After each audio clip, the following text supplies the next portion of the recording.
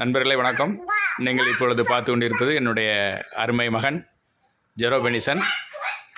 அவர்கள் தற்போது படம் வரைவதில் வல்லமை பெற்று கொண்டிருக்கிறார். அவருடைய படங்களில் ஒரு சில ஓவியங்களை உங்களுக்கு நாங்கள் காண்பிக்கிறோம். Parrot, wool, pig, penguin, parrot, deer, zombie, duck, cartoon duck, joker, butterfly, rat with ice cream, insect.